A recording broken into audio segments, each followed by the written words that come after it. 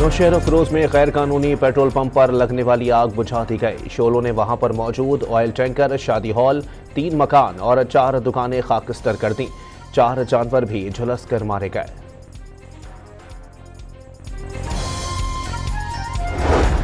बलूचिस्तान के इलाके hub industrial area में परफ्यूम फैक्ट्री में आग लग गई। फायर ब्रिगेड का अमला आग बुझाने में मसरूफ। लाखों रुपए का सामान मिनटों में खाकस्तर हो गया। कराची में आसमान पर शहाब साकिब का नजारा।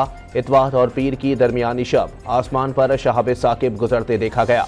शहाब साकिब जमीन के माहौल में आते हुए ऑक्सीजन और कशिश के बाइस जल जाते हैं।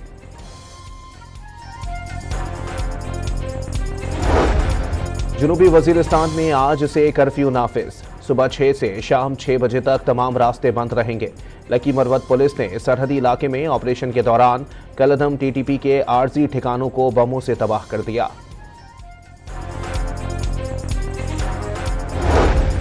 हुकूमत ने पार्लियामेंट की कौमी सलामती कमेटी का इजलास कल तलब कर लिया। इजलास के लिए वजीर आजम ने स्पीकर को एडवाइस भेजी। अस्करी क़यादत और इंटेलिजेंस इदारों के सरबराह इन कैमरा बैठक में अमन व अमान की मौजूदा सूरत हाल पर ब्रीफिंग देंगे।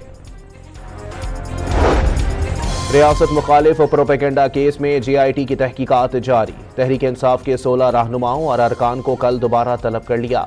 फिरदौस शमीम नकवी, असलम इकबाल, ओन अब्बास, वकास अकरम और तैमूर सलीम खान शामिल।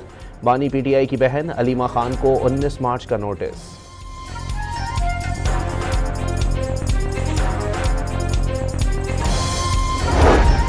हडियाला जेल के सुप्रिंटेंडेंट ने बानी PTI से मुलाकातों के हवाले से इस्लामाबाद हाई कोर्ट से रुजू कर लिया। लार्जर बेंच तश्कील देने की इस्तदा। और अमेरिका ने हूसियों के 11 ड्रोन मार गिराए। यमन में फिजाई हमले में जाँ बहक अफराद की तादाद 53 तक पहुंच गई।